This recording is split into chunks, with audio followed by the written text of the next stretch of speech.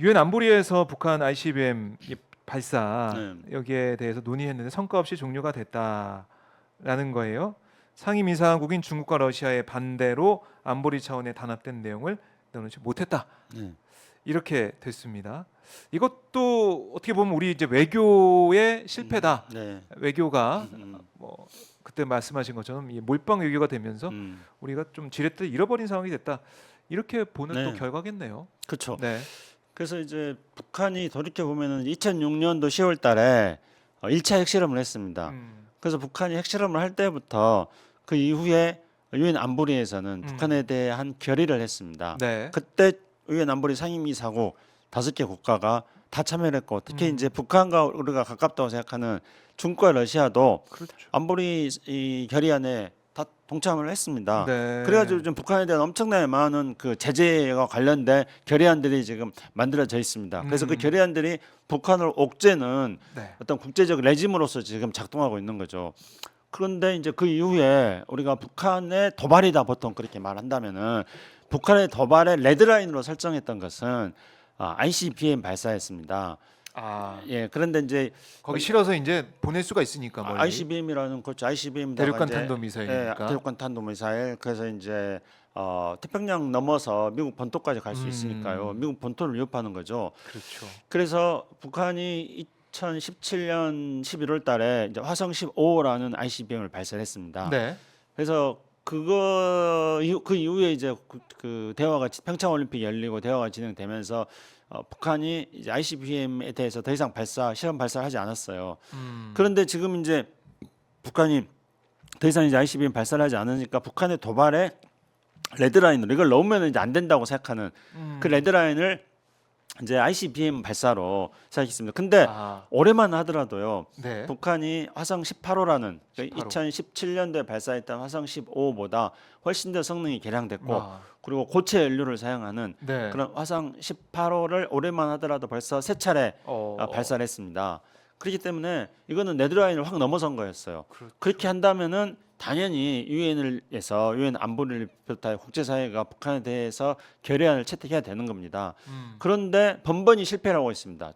근래에 들어와서는 우리가 보통 판단하는 북한의 도발에 대해서 유엔 차원에서 대응하는 것들이 안보리 상임이사국인 러시아와 중국이 반대를 해가지고 네. 번번이 좌절되고 있습니다. 그 이유는 뭡니까? 음, 그 이유는 바로 우리의 편중 외교, 몰빵 외교. 그러니까 한미일에만 올인하고, 네. 그리고 중국, 러시아라든가 동남아시아, 아세안 국가들이라든가 이런 데는 소홀히 하는. 그래서 결국은 우리의 국익을 훼손시키는 이런 외교를 해한 결과입니다. 아, 그런 것 같아요. 뭐 우리가 최근 뭐 투자 얘기도 많이 하고 재테크 얘기도 많이 하지만 네. 분산 투자가 중요한 얘기를 네. 항상 하거든요. 네. 그러니까 한 자산을 한쪽에 뭐 부동산, 주식 몰빵하는 게 아니라 또 주식도 주식에만 넣는 게 아니고 뭐 채권도 넣고 뭐 어쨌든 여러 가지 분산 투자 방법이 있는데 왜 그러냐면은 한쪽이 이제 뭐 아예 무너졌을 때 그 리스크를 줄이기 위한 거거든요.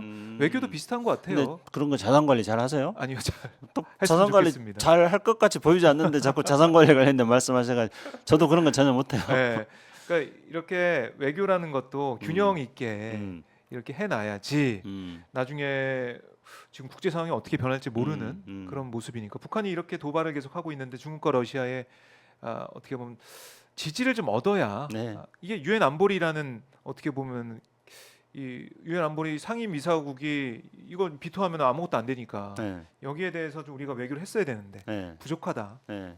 그 얘기는 계속 나올 것 같아요. 그렇죠. 그래서 그런 거에 대해서는 제가 대안까지도 다 음. 많이 여기서 지적을 했지만은, 무슨 뭐 제가 여기서 대안 제시했다고 해서 이 용산에 있는 사람들이 네. 뭐 귀 담아 듣기는 하겠습니까? 근데 제가 다시 한번 조금 말씀 드려볼까요? 네. 결국은 지금처럼 우리가 한미일에 몰빵 외교를 하면 안 됩니다. 그리고 우리 외교는 기본적으로 국익을 바탕을 둔 피벗 외교해야 된다. 제가 이제 이 방송 시간에 누차 말씀드렸습니다. 네. 그래서 피벗이라는 것은 농구 용어로서 한 발을 한 축으로 고정시키고 나머지 발은 자유롭게 이동한다는 것을 뜻하는 거죠. 네. 그래야지 외교가 유연해지는 겁니다. 외교는 회색의 영역이 많이 있기 때문에 적과 아로서 이분법적으로 구분하지 말고 회색의 영역을 최대한 넓혀두고 그 회색의 영역을 한 발로 왔다 갔다 네. 자유롭게 해야 된다는 것이죠.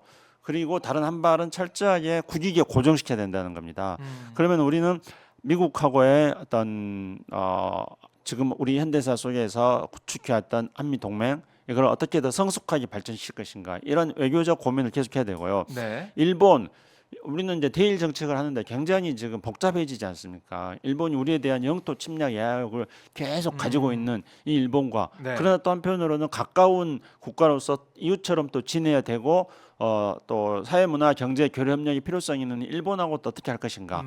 그리고 또 마찬가지로 북한 그리고 중국, 러시아 또 동남아시아 네. 또 유럽, 아프리카 이 모든 나라들하고 어떤 관계를 가질 것이죠. 그래서 그 한 발을 자유롭게 옮길 때 그 발을 어디다 내딛는가 하는 기준은 이익입니다. 가치가 아니라 이익이 중심이 돼야 됩니다. 물론 이제 가치를 완전하게 배격할 수는 네. 없습니다. 하지만 이익을 배격하면 안 되는 거죠. 그래서 아프리카에도 우리 이익이 있다면 가야 되는 것이고요. 동남아시아에도 우리 이익이 있으면 가야 되는 것이고 중국에도 이익이 있으면 가야 되는 것이고 러시아에도 이익이 있으면 가야 되는 겁니다. 국익에 기초해가지고 네. 그렇게 하면서 그 이익을 찾아가는 게 일본 같은 경우는 이제 뭐 경제 동물이다 그래가지고 이코노믹 애니멀이다 그래서 일본 사람들이 그런 말 듣기를 굉장히 싫어하는데요. 우리가 일본처럼 무슨 뭐 이코노믹 애니멀이 되자는 게 아닙니다. 그리고 네. 전 세계의 보편적 가치를 외면하는 대한민국의 국익만 찾는 나라가 되자는 것은 아니고요. 대한민국의 국익을 추구해 나가면서 세계적인 보편적인 그 아젠다들과 함께 대한민국이 기여를 하고 그리고 대한민국이 지금 현재 가지고 있는 높은 어떤 품위 있는 국격을 가지고 세계인들과 함께 미래를 열어나가는 새로운 가치와 문화들을 우리가 만들어 나가는데 대한민국이 앞장서고 이렇게 하는 겁니다. 이렇게 이제 우리의 국익을 추구하면서 동시에 우리는 세계사적인 보편적 가치에 동참을 하고 그러면서 또 대한민국의 세계인들이 열광하는 이런 뭐 K컬처에 입각해가지고 세계인들과 함께 미래로 나가는 미래의 우리 인류의 행복의 문을 여는 네. 그런 일들을 우리가 외교를 통해서 적극적으로 해 나가고 그렇게 하면서 이제 우리는 명실상부하게 세계인들과 호흡하고 세계적으로도 많이 존경받는 그런 이제 국가가 되는 겁니다. 네. 근데 답은 이제 보이고 있는데 네. 그쪽으로 이제 안 가는 그런 우리 외교 행보라서 답답한 네. 것이고요. 왕이 중국 외교부장이 그저께 베이징에서 박명호 북한 외무성 부상과 만났다라고 하더라고요. 네. 이러다 보니까 지금 북한과 러시아가 밀착되고 있다라는 얘기를 우리가 몇 차례 했었고 네. 그리고 중국과 북한과의 관계도 가까워지는 네. 모습이에요. 네, 그렇습니다. 지금. 가까워지고 있다 이렇게 볼 수밖에 없는 건데 왜냐하면 중국이 이제 북한의 대륙간 탄도미사일 이런 거 발사나 여기에 대해서 좀 국제사회와 보존 안 맞추고 있으니까요. 네. 우리는 계속해서 중국의 역할을 요구하고 중국이 북한 좀 설득해 주십시오 이렇게 하고 있는데 중국은 글쎄요 설득보다는 북한과 함께 손을 잡는 쪽으로 가고 있는 것 같아요. 과거에 예. 중국이 우리가 이제 보통 생각할 때 중국은 북한하고 굉장히 가까울 거다 그렇게 생각하지만은요 실제로 겉과 속은 다릅니다. 중국과 북한의 관계는요. 네. 그래서 중국도 마찬가지고요. 중국은 자기들이 뭔가 조금 이렇게 사회주의 발전을 계속 해 나가고 국제사회에서도 자기네들이 국제사회를 조금 이끌어 나가는 그런 그 역할을 하고 싶어 하는데 네. 북한이 중국의 눈으로 보더라도 북한이 쉽게 말해서 좀 굉장히 후졌다. 모든 사람들에게 걱정만 끼치는 근심 덩어리다. 이렇게 생각하기 때문에 네. 그래서 중국도 북한 편을 많이 들지 않고 북한이 핵실험하면은 왜 이 핵실험을 해가지고 중국의 주변을 불안하게 만드느냐. 네. 그리고 국제사회가 왜 중국은 북한이 저렇게 사고를 치는데 가만히 있느냐 하면서 중국을 비난하게 만드느냐. 이런 문제 때문에 중국도 북한을 굉장히 편치 않는 골치 아프게 생각했습니다. 그런데 그 틈을 우리가 외교적으로 파고 들어가서 네. 역할을 중국과 북한 사이에서 우리의 어떤 역할을 할 수 있어야 되지 않겠습니까? 그런데 지금은 상황이 완전히 달라져 버렸잖아요. 중국하고 북한이 찰싹 붙어버렸습니다. 그거는 우리가 북한하고 관계에서 거리를 두고 그리고 우리가 미일의 편중 외교, 미일의 몰빵한 외교를 하면서 대중국 봉쇄 전략에 또 최선봉에 서고 이렇게 하니까 당연히 북한하고 중국은 네. 가까워지는 거예요. 아하. 다만 이제 보통 우리가 한미 삼각 협력이 강화되는 것에 대해서 북중러 삼각관계가 강화된다 그랬는데 이 북중러가 네. 눈에 보이는 형태로 삼각관계가 강화되고 있는 건 아닙니다. 아. 그거는 중국도 자기 나름대로의 고민이 있는 거예요. 네. 그래서 이 중국이 고민하고 있는 지점을 우리가 찾아 들어가야 되는 건데 그걸 못 하고 있는 겁니다. 중국이 고민하고 있는 거는 지금 러시아는 우크라이나 전쟁을 통해 가지고 아니 뭐 세계인들이 다 뭐 우크라이나 저기 러시아가 쳐들어갔다 해 러시아 규탄하고 지금 제재하고 있지 않습니까? 네.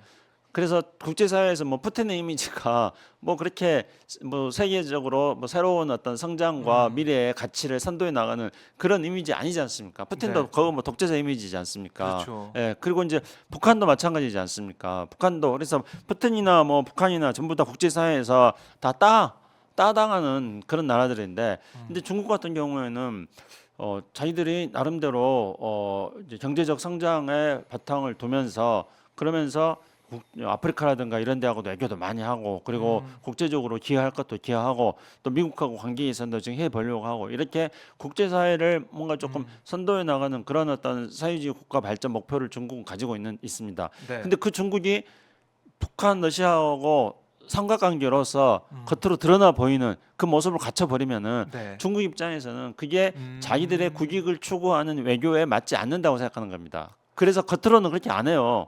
우리랑 정반대네요. 지금. 우리는 그냥 드러내놓고 하는 거 아닙니까? 그렇죠. 이념, 예, 그렇죠. 가치 외교. 예. 네. 정확하게 보셨습니다. 그래서 이제 중국은 그래가지고 지난번에 이제 북한하고 그 러시아하고 둘이 굉장히 쇼이구 러시아 국방장관이 맞아요. 중국 북한의 그 무슨 전승절 기념식 때 그럴 때 북한을 방문했을 때도 중국에서 그 북한 평양을 방문한 네. 방문 대표단의 급은 조금 더 낮은 급이었거든요. 그래서 이제 그런 북러 관계가 밀착되는 것에 대해서 중국도 거기에 휩쓸려 가지 않으려는 그런 이제 자세를 취했다는 겁니다. 그래서 이제 네. 결국은 북중러 삼각관계는 겉으로 북중러 삼각관계로서 한미일 삼각관계처럼 그렇게 구축되는 게 아니라 북러 관계는 강화되고 네. 이런 상황이었고 그다음에 이제 북중 관계는 이제 물밑에서 계속 협력을 강화하다가 지금 이제 북중 관계가 다시 이제 겉으로 지금 드러나고 있는 거죠. 있다. 그래서 이제 뭐 보도를 보니까 올해 1월 달에 북중 그 교역량이 지금 이제 코로나 이전 단계를 지금 거의 회복하고 있을 정도로 북중 교역이 되고 있습니다. 거기다가 이제 지금 북한의 그 외무성 부상 중국 담당 부상인데 중국 담당 부상하고 지금 중국의 외교의 최고 사령탑인 그 왕이 위원하고 지금 만나지 않습니까? 이거는 네. 이제 북한하고 중국도 물밑에서 이제 협력을 하다가 이제는 그것이 겉으로까지 나타날 정도로 북한하고 중국 관계도 지금 무르익어 가고 있다는 것을 말합니다. 그래서 이제 그런 어떤 북중러 관계가 북러 관계, 북중 관계라는 네. 이 투트랙의 형태로 북중러 관계가 지금 강화해서 발전돼 나가고 있습니다.